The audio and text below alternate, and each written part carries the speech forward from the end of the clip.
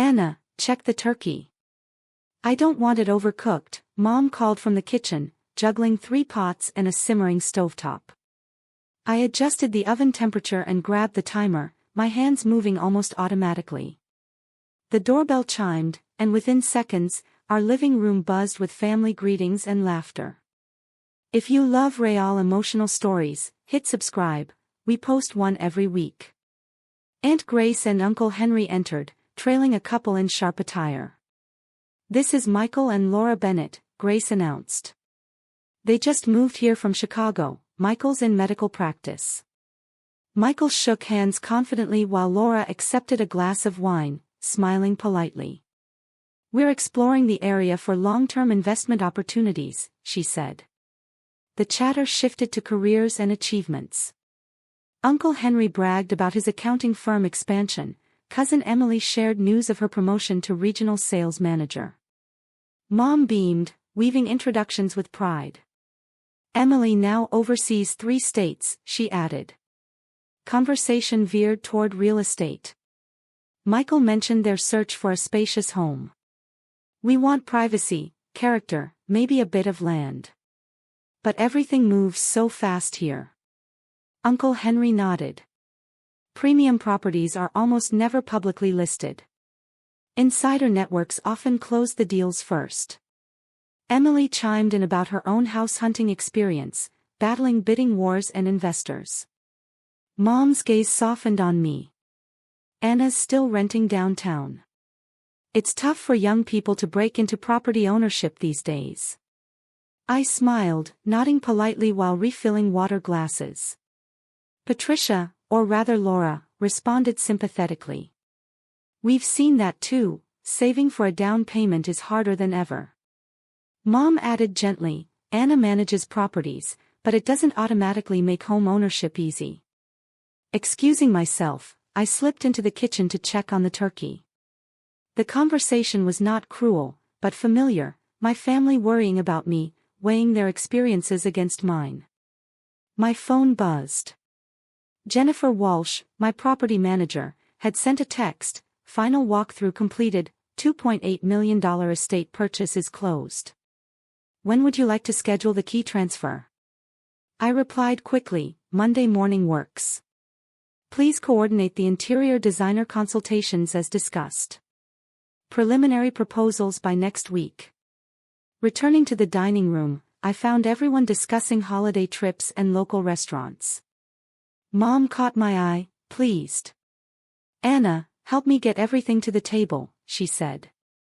Dinner unfolded in the usual rhythm, passing dishes, sharing gratitude, laughing over family stories. The Bennetts were charming, curious, and engaging. When dessert arrived, Michael returned to the topic of property. We've noticed the best estates sell before they're listed. There must be a private network for serious buyers. Uncle Henry nodded. Absolutely. Exceptional homes often move through private sales. Public listings are rare at this level. Laura added, we're aiming for $2.5 to $3 million, something unique, private, maybe with some acreage. We even found a Spanish colonial estate last month, it sold in days. Emily leaned forward, intrigued, and the discussion continued, blending real estate insight with family warmth, the room alive with connection, aspiration, and subtle envy. That sounds like the house featured in the lifestyle section a few weeks ago, right? I asked. The restored 1920s estate with the original tile work and courtyard gardens. Exactly, Michael replied. The listing highlighted hand-painted ceiling beams and a wine cellar added during a 1990s renovation. Perfect for what we're looking for. Mom frowned slightly. How much do properties like that go for? $2.8 million, Michael said. Reasonable for that quality and location. In Chicago, comparable homes were easily $4 million or more. $2.8 million, Mom repeated slowly, bewildered. I never realized houses could cost that much around here. Laura chuckled softly. It's an investment, but the right property appreciates steadily. At that level, it's as much about lifestyle as long-term wealth. That's incredible, Aunt Grace said. I can't imagine having that kind of cash ready for a house purchase. My phone buzzed. It was my financial advisor. Anna, the wire transfer for the estate purchase has cleared. Your investment portfolio rebalancing is complete. Excellent timing on liquidating tech stocks before the market dip. I silenced the phone and focused on clearing dessert plates while the conversation stayed on luxury real estate and investment strategies. The buyers must have been extremely prepared financially, Emily mused. Cash offers that high usually mean investors or executives moving from pricier markets. Uncle Henry added, definitely people with established wealth who can act fast when the right property comes up. Michael nodded. Our agent said we were represented by a high-end property management firm rather than a traditional realtor. That usually signals sophisticated buyers who understand luxury real estate as a commercial asset. Mom looked thoughtful. Anna, your company deals with high-end properties sometimes, right? Do you see transactions at that level? Occasionally, I said. The luxury market moves differently than standard residential sales. Laura smiled.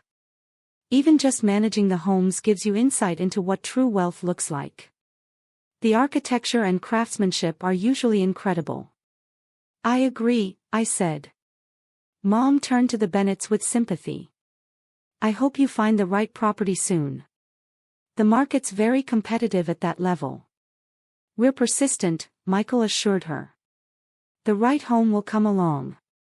Meanwhile, we're learning about the local market and connecting with people who know it well. As the afternoon went on, the gathering split into smaller groups.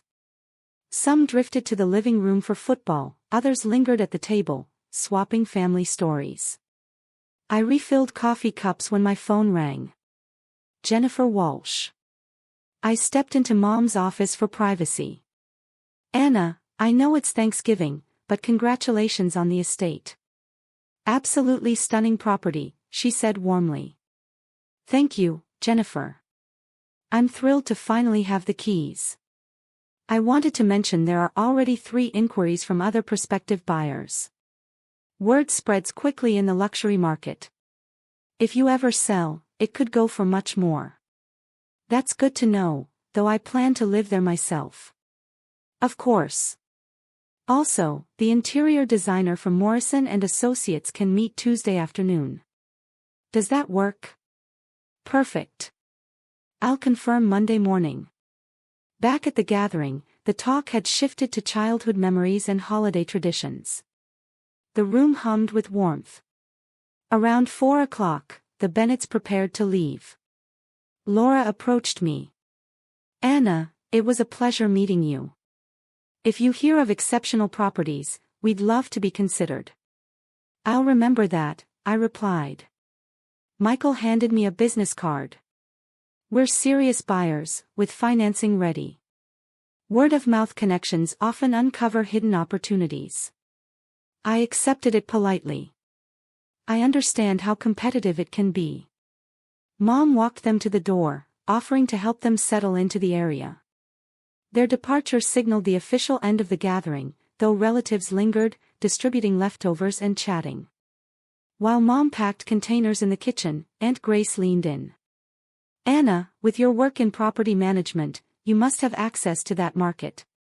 We handle a variety of properties and price ranges, I said. It's fascinating to see how high-end deals operate. Even without buying personally, you gain insight into investment strategies. Uncle Henry nodded. Grace is right. Being in that industry teaches you about trends and property values. It has been quite the learning experience, I admitted. Mom returned from the front door. What are you talking about in here? Anna's work in property management, Henry explained. Could open doors to investment opportunities. Mom nodded thoughtfully. I hope so. I worry that renting doesn't build long-term security. Anna's practical, but caution can sometimes block real wealth. My phone rang again. Jennifer Walsh. I excused myself, stepped into the office, and answered. Anna, one more note, the estate has a guest house that could generate rental income for corporate retreats. That's an interesting option. Let's discuss Monday. Also, the landscape renovation can start next week if you're ready. Yes, let's proceed. I want it ready for spring entertaining. Returning to the kitchen, I found relatives discussing schedules, holiday shopping, and Christmas plans. Emily spoke up again. Mom, that estate the Bennetts mentioned sounds incredible. $2.8 million for a historic Spanish colonial with mountain views. That's magazine-worthy, I said, scanning the photos Michael had shared. It really is spectacular. Mom nodded. I hope they find something that fits them. They seem like such nice people. Properties like that often have fascinating histories, Aunt Grace added. The previous owners were probably notable figures in the community. Uncle Henry agreed. At that price, you're often buying a piece of local heritage along with the home. I was loading the dishwasher when my phone buzzed with a final message from Jennifer. The estate's previous owner left an extensive wine collection in the cellar, estimated at $50,000. I've arranged for an appraiser to catalog it for insurance purposes. I replied quickly, thank you for handling all the details. You've made this process seamless. As the remaining relatives prepared to leave, Mom walked each group to the door with leftovers and promises to call soon. Quiet settled over the house with just the two of us tackling post-dinner cleanup. That was a wonderful gathering, Mom said, surveying the dining room. Everyone seemed to enjoy themselves, and the Bennetts were such gracious guests. I continued clearing dishes while Mom wrapped up leftovers. The familiar rhythm of post-holiday chores felt meditative after the day's social energy. Anna, I hope I didn't embarrass you with my comments about your apartment, Mom said. I know you're smart with your finances, but sometimes I worry you're being too cautious with investments. I understand, I said. You want to make sure I'm building security for the future. Exactly. Especially when I see lifestyles like the Bennetts. It's so far removed from what most of us experience. I want you to have options as you get older. I nodded while placing wine glasses in the dishwasher. I've actually been exploring some investment opportunities recently. Really? That's wonderful. Real estate, stocks. Both. My financial advisor is helping me diversify. Mom's face brightened with relief. I'm glad to hear that. Caution is good, but sometimes calculated risks are necessary to build real wealth. As we finished cleaning, I reflected on the day's conversations and the complexities of family dynamics. Mom's concern came from love and genuine care, even when her assumptions about my life weren't entirely accurate. My phone stayed quiet for the evening, though I knew Monday would bring a busy schedule with the estate and property projects. Thank you for all your help today, Mom said as I got ready to leave.